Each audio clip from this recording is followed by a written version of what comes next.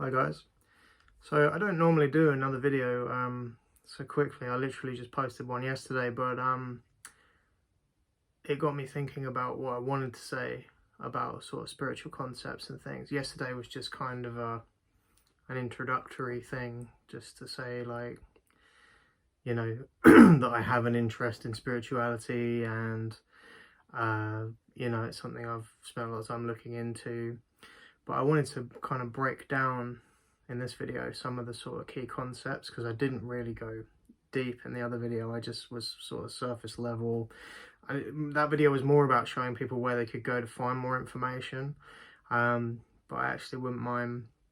I have a bit more time today, so I thought I could break down a little bit about the concepts and things. So Eastern spirituality teaches the idea of the one source, the one true source that all things emanate from.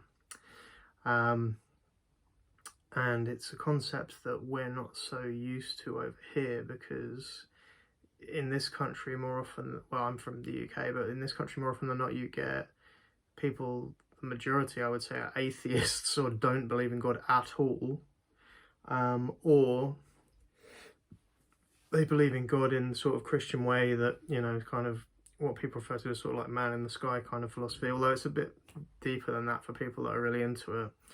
Well, a lot deeper than that, but yeah, just for this video I'm going to talk more about the tangent of sort of Eastern kind of New Age sort of spiritual philosophy.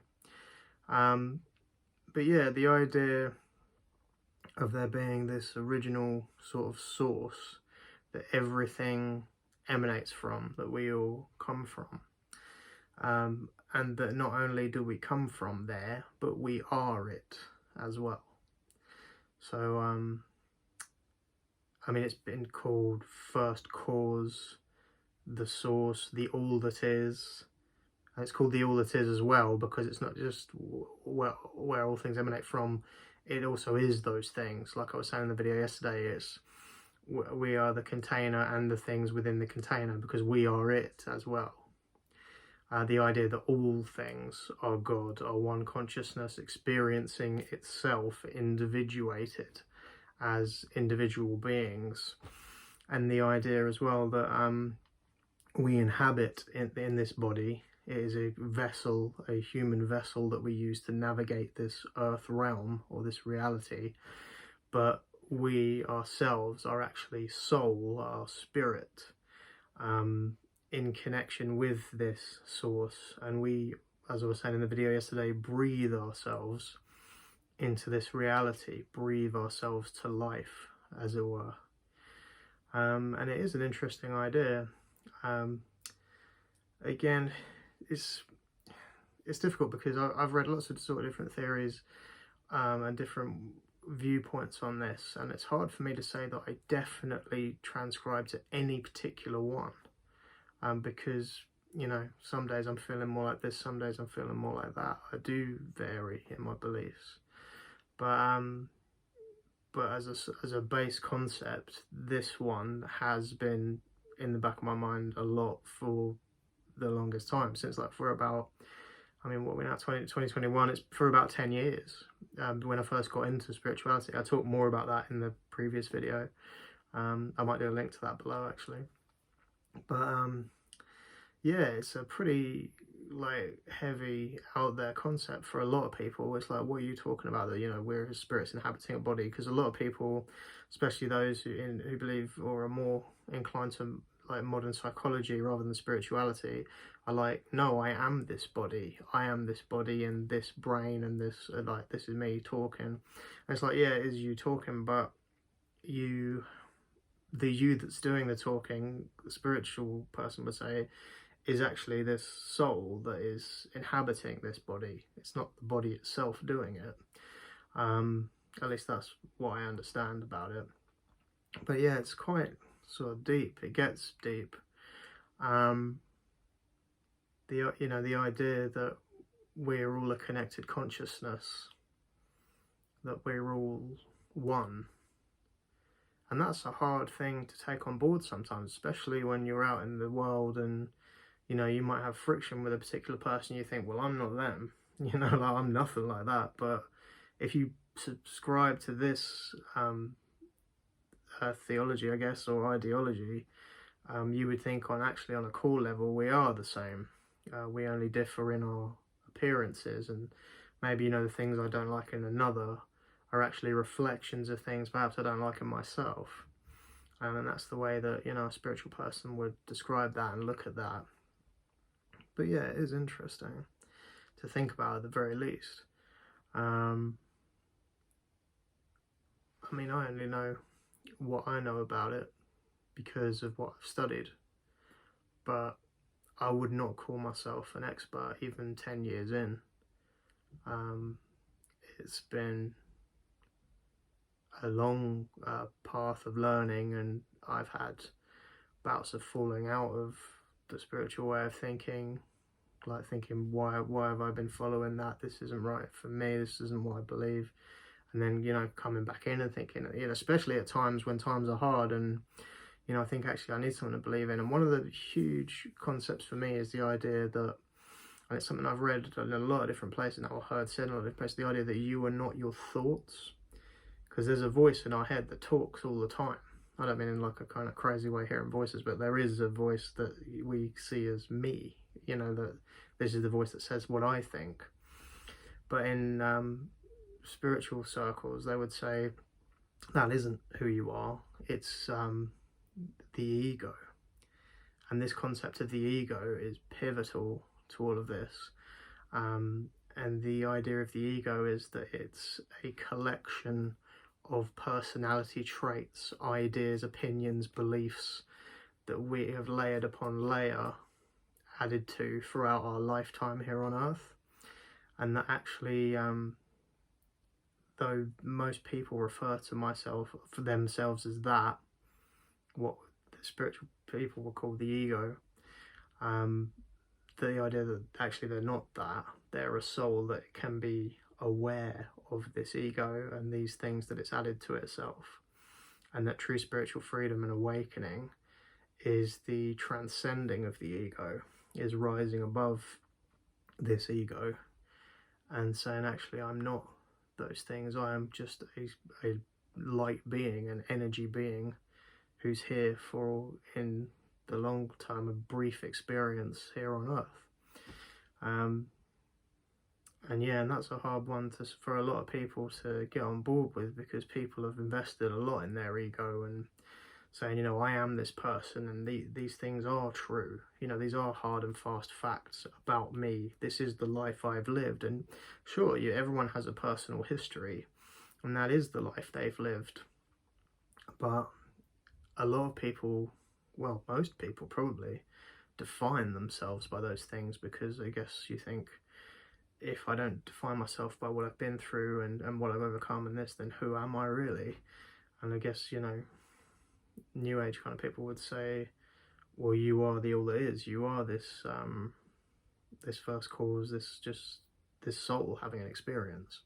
But a lot of people don't like the idea of that. They want to be what would be referred to as the ego, because, you know, I am this person with this name and I do this job.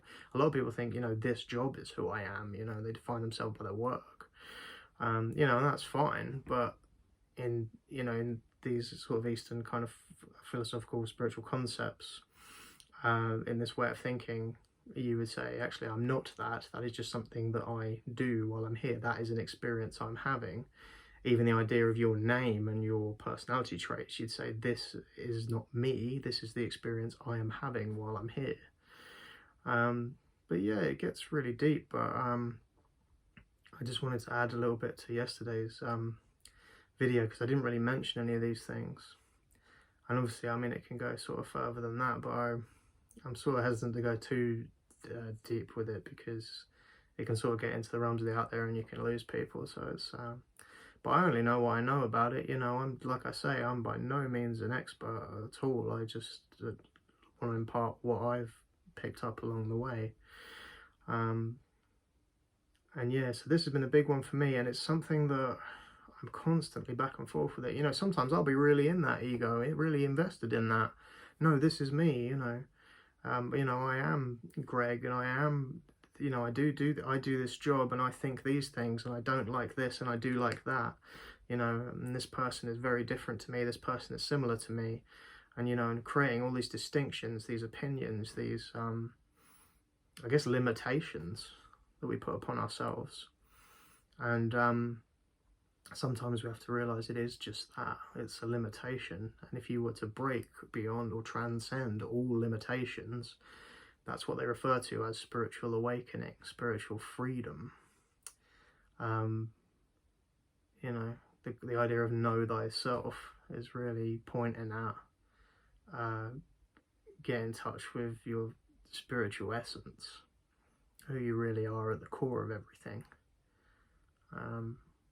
And you know, and I mean, that takes some doing in this lifetime, because from the word go, we're told, you know, we're referred to by our name. We're told you are this, you know, and we're responded to by our family and friends as we grow and we learn.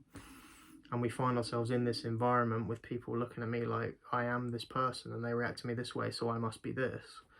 But once you get into the more sort of Eastern philosophy and concepts, I hesitate from saying Buddhism because I don't know enough about Buddhism as a religion to specifically tack that word onto these ideas. I know that these ideas definitely emanate from there, but I just refer to it as spirituality or Eastern philosophy, Eastern spirituality or concepts, rather than trying to label it with a specific religion, because I don't feel like I know enough about religion to say that.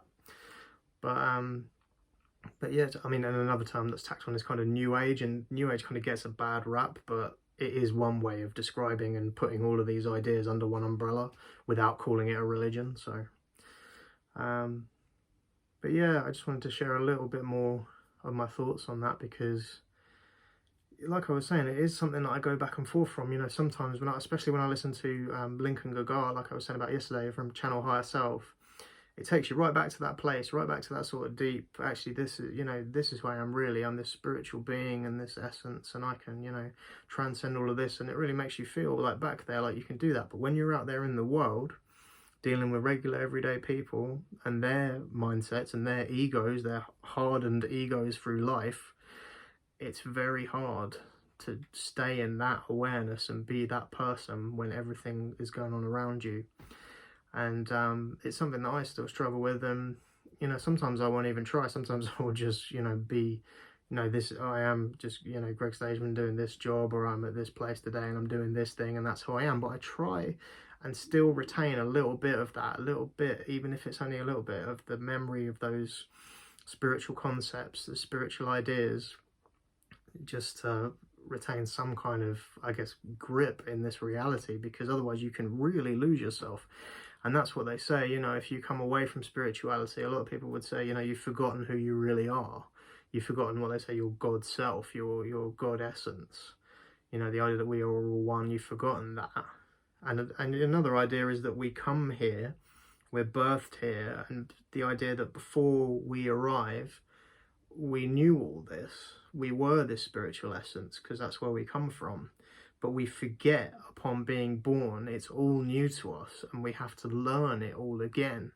So technically what you're learning is actually reminiscing, you're remembering what you've forgotten in being birthed into this earth realm. And that's another kind of deep concept that people have to kind of get their head around.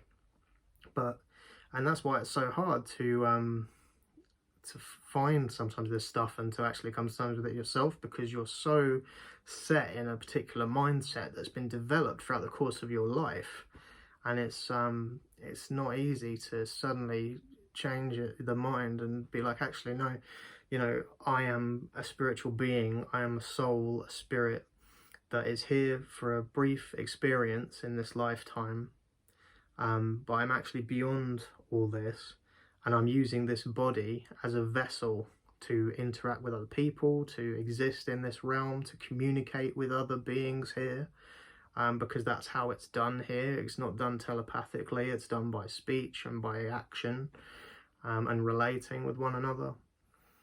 But yeah, it's just these are things that I've kind of been into for, or been learning about and studying for a long time now. It's been, like I say, it's coming up for 10 years since I first happened upon transcendental meditation, the even brief um, dalliances with Eastern concepts. I really knew nothing of this prior to 2011.